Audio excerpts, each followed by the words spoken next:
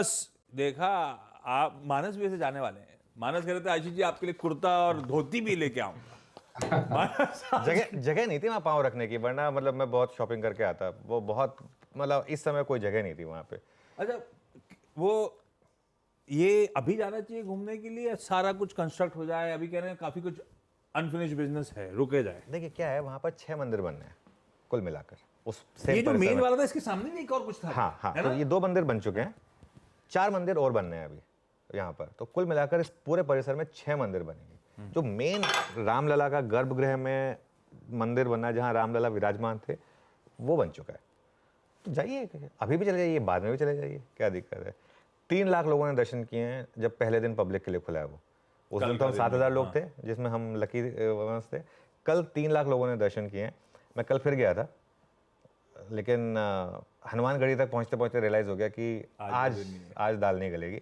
तो इसके लिए फिर वहीं से दूर से, क्योंकि मंगलवार भी था, इसके लिए दर्शन हाथ जोड़े दूर से, और वहीं से थोड़ी बहुत जो शॉपिंग मैं कर पाया उस भीड़ भड़ाके के बीच में, वो करके फिर मैं आ गया।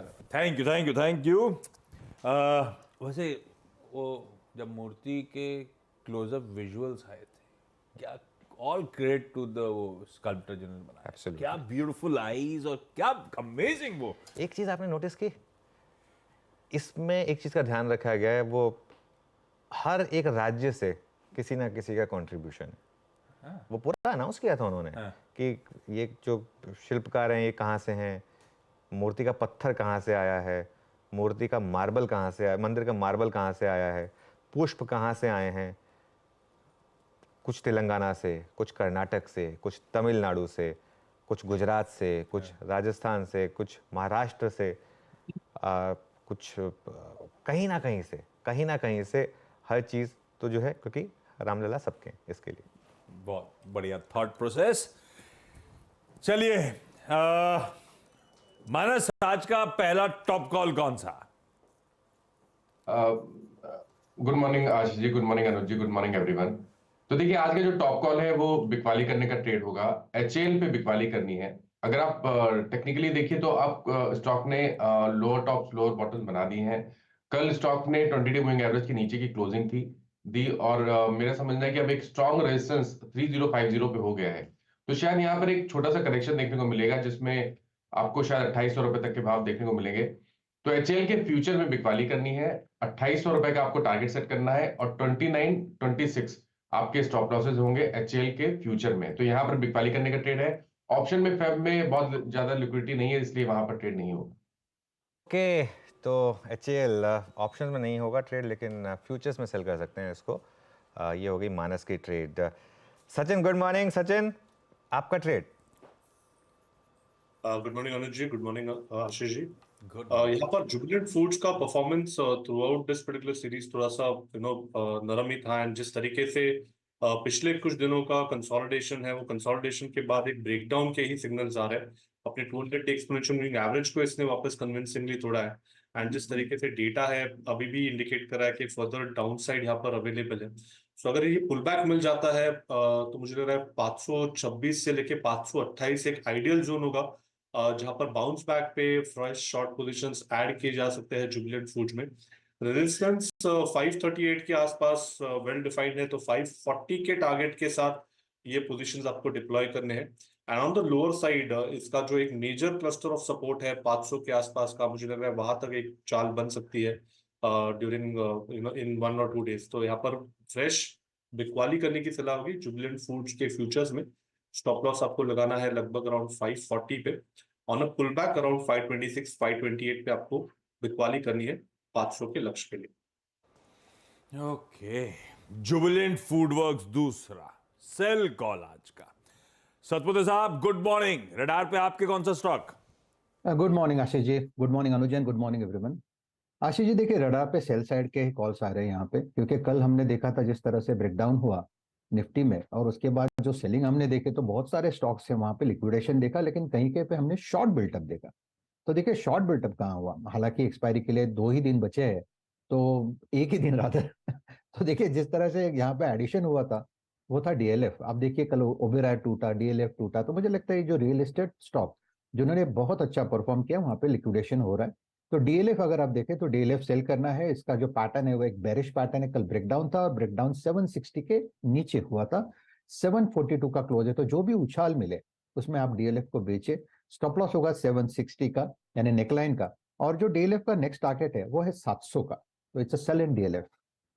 Okay, sell in DLF. इस समय ये होगी राजेश जी की ट्रेड।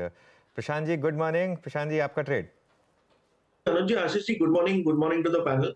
तो यहाँ पे कल एक बहुत बड़ा ब्रेकडाउन हुआ कैनफिन होम में, बट उसके पहले दिन क्या हुआ, एक रेंज ब्रेकआउट, फेक ब्रेकआउट हुआ और वहां से ट्रैप होने के बाद ये ब्रेकडाउन हुआ है। तो मैं एक्सपेक्ट कर रहा हूँ ये ब्रेकडाउन सस्टेन करे। तो जो कल का लो है उसके नीचे, कल की क्लोजिंग 725 के 720 के नीचे शॉर्ट करना है, 720 के नीचे स्टॉप लॉस रखेंगे 734, 734। टारगेट 1 होगा 700 का और टारगेट 2 690। ओवरऑल मुझे लग रहा है कि वॉल्यूम के साथ बिकवाली हुई है तो ये सस्टेन हो सकती है। कल के लो के नीचे ये जो ड्रॉडाउन है वो कंटिन्यू हो सकता है। लीजिए भाई साहब, एक और सेल कॉल। आज पिक्चर पेंट हो चुकी है। अपफ्रंट मेंशन हुआ मिड कैप्स में, आज फिर एक एक्सीडेंट का दिन है और अब देखिए धड़ाधड़ सारे के सारे पिक्स जो हैं सेल ही सेल आते हुए। बैती साहब, कुछ अच्छा नजर आया स्क्रीन पे या बिकवाली के साथ ही जाएंगे?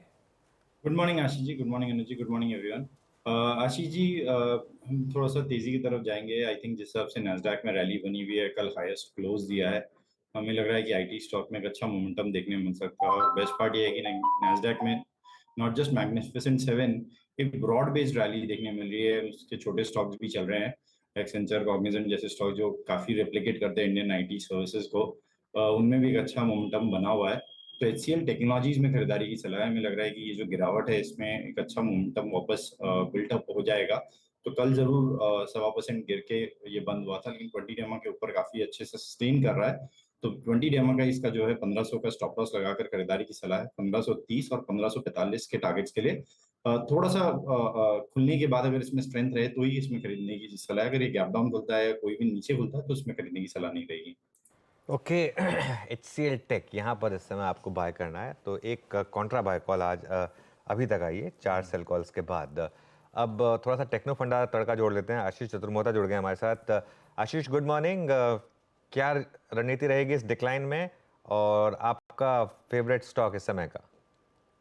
गुड मॉर्निंग अनुज, गुड मॉर्निंग आशीष। तो देखिए आज के जो सत्र है इसमें एक चीज जो इम्पोर्टेंट हमें समझने की जरूरत है कि निफ्टी के अगर से बिहेवियर को हम देखें तो बाजार में कहीं ना कहीं टेक्निकल को हम बात करें तो एक बहुत ही इंटरेस्टिंग पैटर्न बना है, वो है आइलैंड रिवर्सल का। और जब भी इस तरह के पैटर्न बनते हैं ये थोड़ा सा डीप प्रॉफिट बुकिंग की तरफ इशारा करते हैं। तो मुझे लगता है कि जो आपने बिल्कुल एक सही रणनीति की, जब तक आप बाजार डिसाइसिवली 21,700 के लेवल को क्रॉस नहीं करेगा, थोड़ा सा सेल ऑन राइज का एक माहौल बनेगा। और कहीं ना कहीं शायद हो सकता है डिप आपको थोड़ा 20,700 के लेवल तक जाता हुआ इसमें नजर आ सकता है। तो ये एक इस चीज को ध्यान में रख के अब अपनी पोजीशनिंग हमें करनी चाहिए। और क्योंकि हम तो मानते हैं कि एक मीडियम टू लॉन्ग टर्म में जब भी आप इन्वेस्टमेंट करते हैं तो अच्छे रिटर्न्स बनते हैं अगर से आप फंडामेंटली अच्छी कंपनी, जहां पे अर्निंग ग्रोथ, जहां पे टॉप लाइन ग्रोथ अच्छी हो। तो इसको ध्यान में रखते हुए हमें लगता है कि ये डिप को पोजीशनिंग में ध्यान में रखते हुए आपको एक्यूमुलेशन करना चाहिए, सारी पोजीशन एक साथ नहीं क्रिएट करनी चाहिए।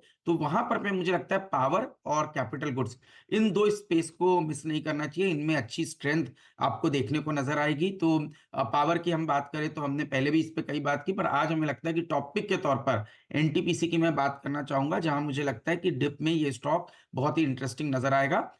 डिस्क्लोजर है कि स्टॉक हमारे पोर्टफोलियो के अंदर में है और हमने इसको काफी समय से चर्चा भी की है। मुझे लगता है कि 290 से 300 का जो जोन है वो एक बहुत ही अच्छा एक्यूमुलेशन फेज के तौर पर इसको देखना चाहिए। इन द लॉन्ग टर्म मुझे लगता है स्टॉक 360 370 की ट्रेजेक्टरी दिखाता हुआ नजर आ सकता है। 30 गीगावाट की कैपेसिटी आने वाले समय में एनटीपीसी क्रिएट करेगा और रिन्यूएबल एनर्जी के अंदर में जिस तरह से ये बड़ा केपेक्स कर रहे हैं, मुझे लगता है कि इनकी अर्निंग ग्रोथ बहुत ही स्ट्रांग आती हुई नजर आएगी। तो एनटीपीसी मुझे लगता है कि इस पूरी पावर की रैली, जहां पर हम कह रहे हैं कि 170 गीगावाट 500 गीगावाट तक जा सकता है रिन्यूएबल एनर्जी के अंदर में, और क्योंकि एनटीपीसी थर्मल के अंदर में तो बड़ा प्लेयर था ही, अब रिन्यूएबल एनर्जी में भी एक सिग्निफिकेंट कैपेसिटी एडिशन करेगा। तो इस पूरी टेलविंड सेक्टर की टेलविंड का बड़ा बेनिफिशियरी एनटीपीसी नजर आएगा। तो अराउंड 290 से 300 एक एक्यूमुलेशन जोन के तौर पे देखिए, 360 से 370 के पोजिशनल लक्ष्य मैं समझता हूं एनटीपीसी में देखने को नजर आ सकते हैं।